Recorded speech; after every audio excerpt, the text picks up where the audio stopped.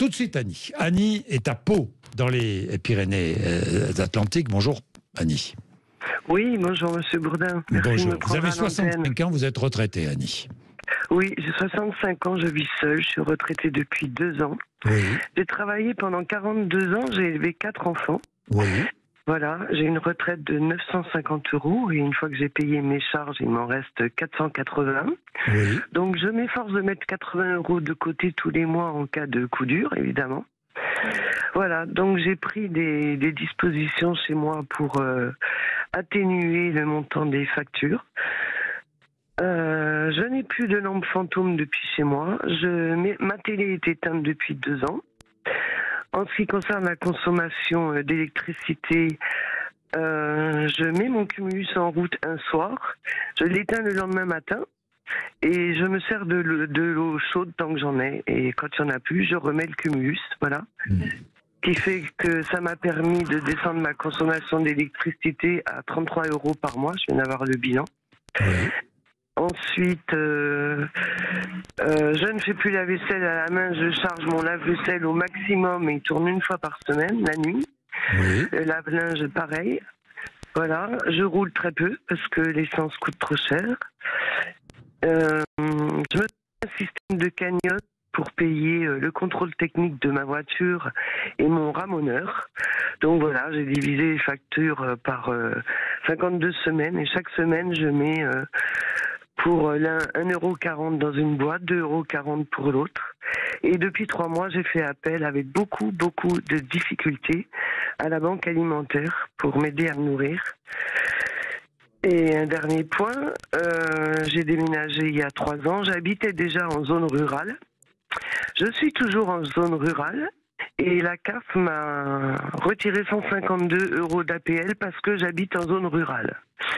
Voilà. Alors je peux vous dire que après une vie bien remplie, avoir vécu normalement, aujourd'hui, ça fait 2 ans que ça dure. Je suis fatiguée, j'ai même plus envie de sortir de chez moi. Voilà. Alors on est nombreux dans cette situation, mais je sais pas, ça peut plus durer. Voilà. Je sens, Annie, une forme de détresse chez vous. Complète. Hein? Complète. De détresse complète. Oui. Détresse complète parce que vous n'arrivez plus à vivre, je dis même à survivre. Je n'arrive plus à vivre normalement, je n'ai plus envie de sortir.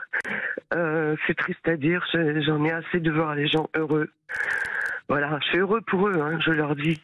Mais moi, c'est une souffrance difficile. Voilà. Difficile. Vous dites... Je n'envisage plus je veux plus entendre parler des cadeaux de Noël, des cadeaux d'anniversaire. Voilà. C'est trop compliqué. Annie, vous avez 4 enfants. Oui. Est-ce que vos enfants vous aident? Alors, pour l'instant, je refuse qu'ils m'aident parce que je trouve que dans ce sens-là, ça n'est pas normal. J'ai un de mes fils qui m'a dit « Maman, si ça va pas, je t'aiderai ». Je lui ai dit « Pour l'instant, je dois tenir le coup, je dois me débrouiller seule parce que… » Voilà. J'ai 2 enfants qui vivent très loin. Et j'en ai 2 autres qui vivent près et un qui est jeune, qui démarre dans la vie. Donc, voilà. Mais je veux dire, c'est… Bien sûr, on doit assistance à ses ascendants, mais je veux l'éviter. Oui. Oui, par pudeur, puis parce que c'est leur vie, et puisque vous ne voulez pas vous sentir à leur charge. Non, je ne veux pas. Je ne veux pas. Oui. Alors le problème aujourd'hui, c'est que à force de devoir tenir le coup tout le temps, on finit par perdre le moral. Moi, j'ai plus envie de sortir de chez moi. Voilà. Oui. Annie, vous disiez tout à l'heure, je ne suis pas la seule dans ce cas. Non, vous avez des amis, vous avez des voisins qui vivent ou qui survivent comme vous? Oui, bien sûr. On survit. Vous allez à la banque alimentaire depuis 4 mois, c'est cela? Oui. J'ai eu beaucoup de mal à faire la démarche. Oui. J'avais pris rendez-vous, je l'ai annulé parce que psychologiquement, ça n'allait pas. Et finalement, j'ai eu le courage de le faire et voilà. Mais c'est trop dur de vivre comme ça. Vous êtes en train de vous isoler, Annie? Oui, je suis en train de m'isoler. Oui, je le sais. Je le sais. Vous avez des contacts, vous avez des amis, vous voyez un peu de monde quand même, la journée? Ça dépend. J'ai des amis, mais vous savez, le problème actuel, c'est que quand les gens vous disent tu vas bien, il faut dire oui, je vais bien. Mais moi, je refuse de dire que je vais bien.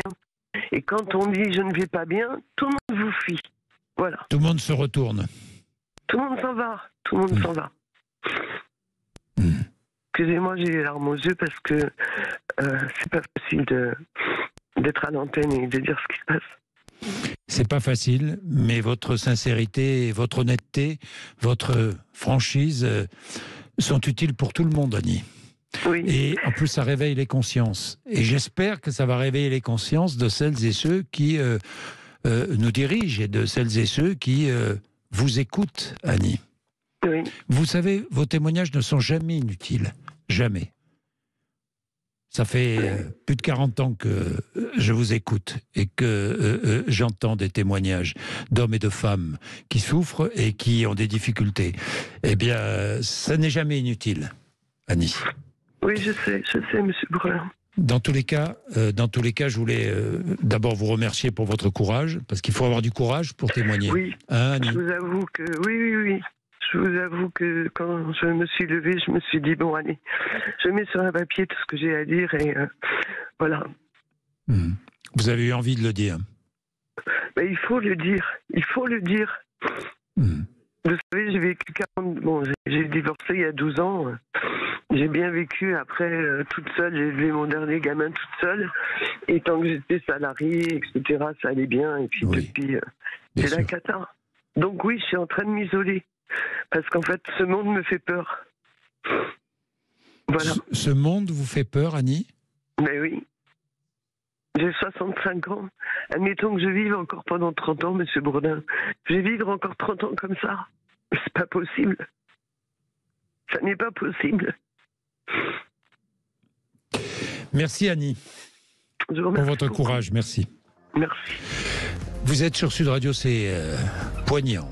Ce témoignage est poignant et je vais vous dire, je vais le mettre sur les réseaux sociaux, on va le mettre sur les réseaux sociaux et vous allez le réécouter. Et on va le faire réécouter à tout le monde, ce témoignage. Parce que tous les responsables politiques, je vais les interpeller, tous les responsables politiques doivent écouter ce témoignage. Témoignage d'Annie. Il nous marque ce matin et si vous êtes dans la situation d'Annie, n'hésitez pas à en parler et à nous le dire.